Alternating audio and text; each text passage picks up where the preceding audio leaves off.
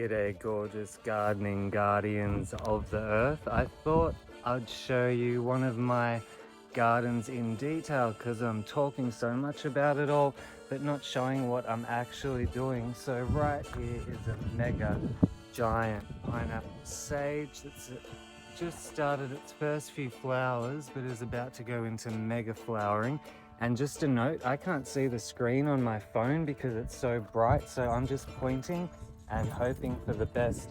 Here we have some shiso, beautiful Vietnamese greens, sort of a musky taste. Excuse the highway by my garden, but look at that beautiful sunflower patch. Amazing.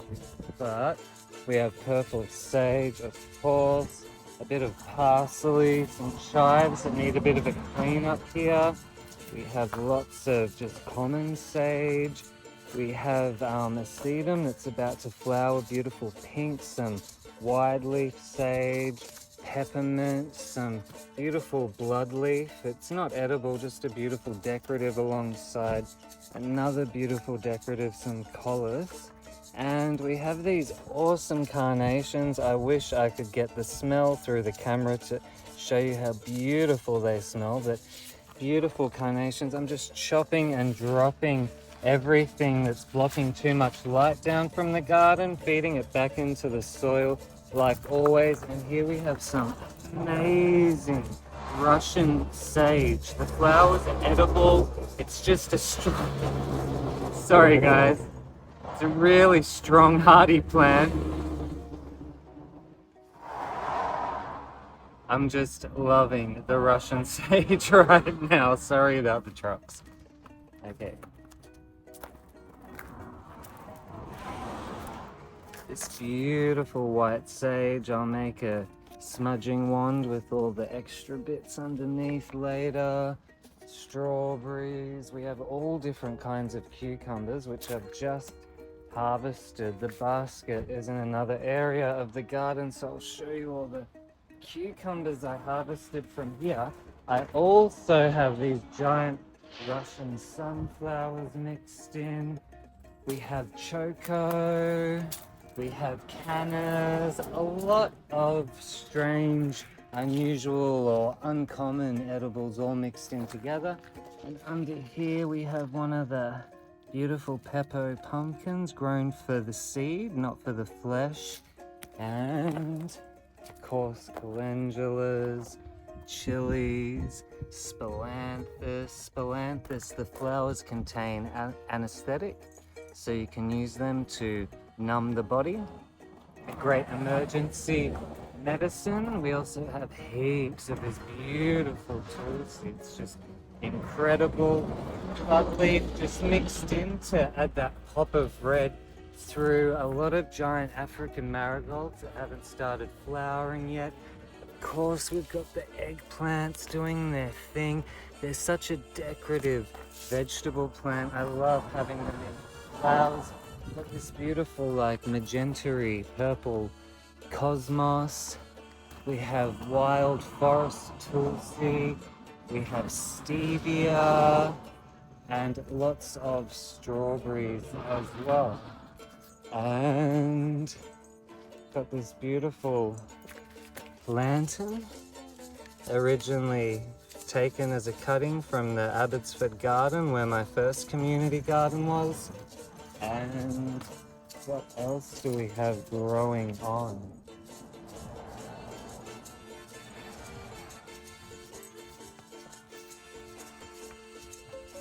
A ridiculous amount of tomatoes, African basil, tulsi, African marigold. Lots of these really hot chilies. They're still green, but they're still hot. We have Inca berries coming over the side. We have blanket flower. I've just pruned off all the dead flowers to let the new ones come. Tarragon, more chilies. This is vanilla basil or blue spice. Almost like a dwarf tulsi with a sweeter, more vanilla-y scent and flavor. Tomatoes, tomatoes, tomatoes, all different types of tomatoes, eggplants, tomatoes, chard, green chard, red chard. back onto the purple sage with the collis, bloodleaf. I don't know what this plant is, but I really like it. I've been planting that everywhere. More African marigolds. Just pull this weed. I just pull anything out that's in the way and just lay it back down onto the soil to feed the microbes and the worms. I've got buckwheat growing through everything. So this is a really tough garden here. So just anything that can survive this harsh condition. Carnations, lupins, salvias, and underneath we have some more blanket flower that's looking a lot better.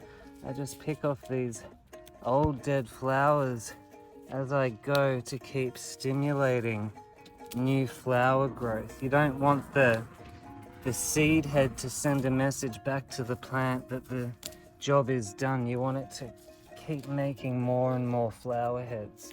So I just remove these seed pods, these seed heads off the plant. This keeps the plant producing more and more beautiful flowers. Just a bit of lavender, more tomatoes, more tulsi, more eggplants, and this incredible Dreadlock Amaranth, which will focus on when the camera's around the other side of the garden so the light is showing. Now I love these eggplants here because they have a pattern on the actual eggplant. I don't know if you can see it because I can't see the phone screen, but I'll pick them later and take a picture and add it to the video. More tomatoes, more eggplants. It's this honesty plant, I think. I need to get the grass out of this beautiful purple sage, and the collis and bloodleaf has just gone bananas in this planter box, which is exactly what I wanted. There's also my favorite polygnome flower, these dwarf polygnomes with the red flowers I just love. I'll get rid of this milkweed. I just crunch everything back up and put it back into the garden. And then I'm not losing any minerals or nutrients. I'm actually amplifying the minerals and nutrients. Oh, pull this weed tree out. That must have gotten away from me. Wood chipped all this area to keep the weeds down. We've got saltbush, we've got mugwort. Go on the other side so the light complements the pictures more. Okay, we got pink daisy hidden away, more eggplant, lots of weeds to remove here. If what I'm removing from the garden has too much seed head, then I use it for a mulch in the other area of the garden where I want to bring down the grass and don't mind there being weed seeds. But yeah, this beautiful mugwort is just lovely. The saltbush, the tulsi, these awesome tomatoes, and a lot of chilies are going off here. And let's go to the main garden. So this is kind of the base vegetable patch we've got here. Been working with these grapes, getting them to trellis over the entryway.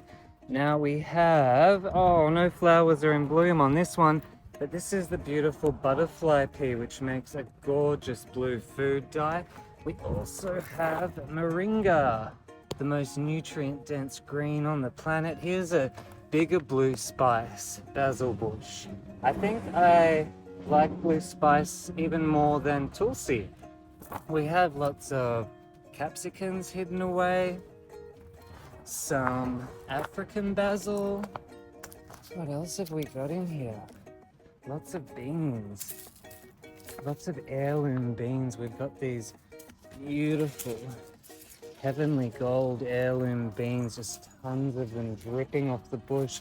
Also my nan's tiger beans from Istra. We've just got all different companion plants. We've got Angelica growing everywhere, lupins, chard. We have Warrigal Greens, our native Australian spinach-like plant. And of course, oh my goodness, I did not know that this zucchini got this big. Oh my God. Okay, so this is my arm against this zucchini. Holy moly. This is a monster. Sugar. Okay, I'll have to deal with that at some point. Here's a more delectable size zucchini. This yellow one here just looks really happy and perfect size for eating. There's actually 3 on the bush at the moment. Get rid of them and get them into my belly soon. Again, the beautiful Dreadlock Amaranth is just stealing the show at the moment. These are some older bean bushes. We're letting these go to seed for next year's seed stock. So lots of beans just going to seed in here. Oh, some of the seed pods are splitting. I'll have to remove the dry pods today. And let's see, what else is happening here?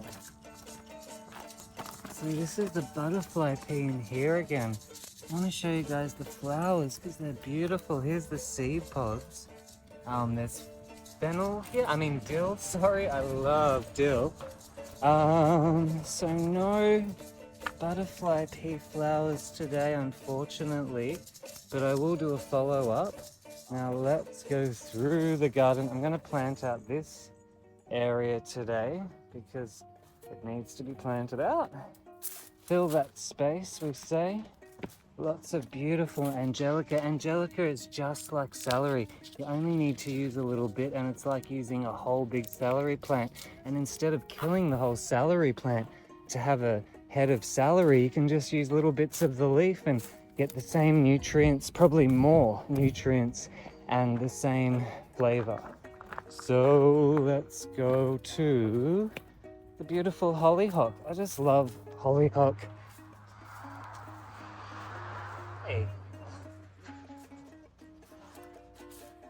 Every part of the plant is edible, the root, the leaf, the flower.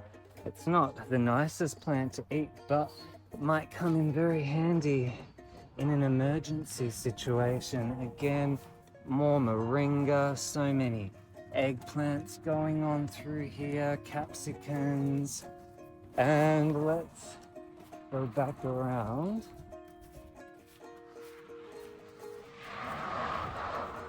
We have lots of Inca berries, 1, 2, 3. See if I can, just Inca berries.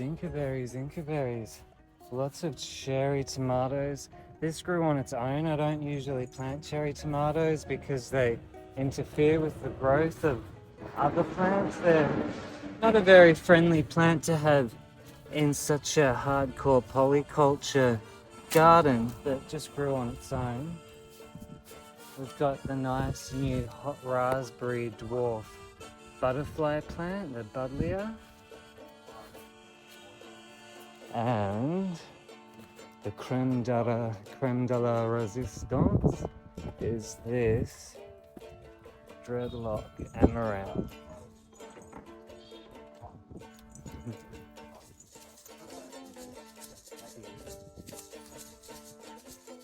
Again, more African marigold. This variety of marigold gets huge before it even throws off a flower. Beautiful red Chinese lanterns. This is just for the season. It won't survive the frost. Yarrow. And this is my little nursery here. We've got lots of saltbush, native thyme, native oregano, 2 different kinds of saltbush, African daisies, just tough white lavender, polygnomes, buddleias, smoke trees, mirabush, lanterns. We've just got a bit of everything ready to go to be planted in any new space that gets opened.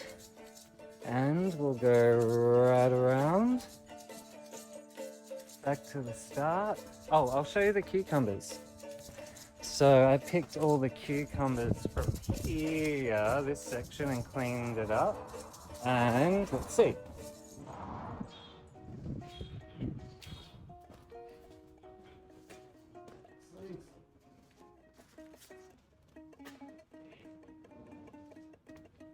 And these are all the cucumbers.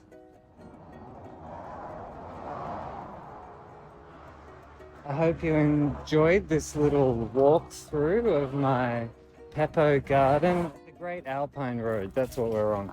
We're on the Great Alpine Road at Peppo Farms. If you want to come in and visit this organic eco permaculture garden in action, you are most welcome to come say hello. Ooh, look at this bee, it's just really hiding. Where'd you go? There is a bee here.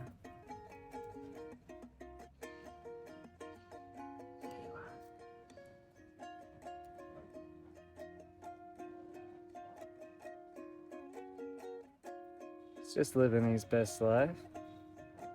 Well, have fun everyone. Thanks for watching.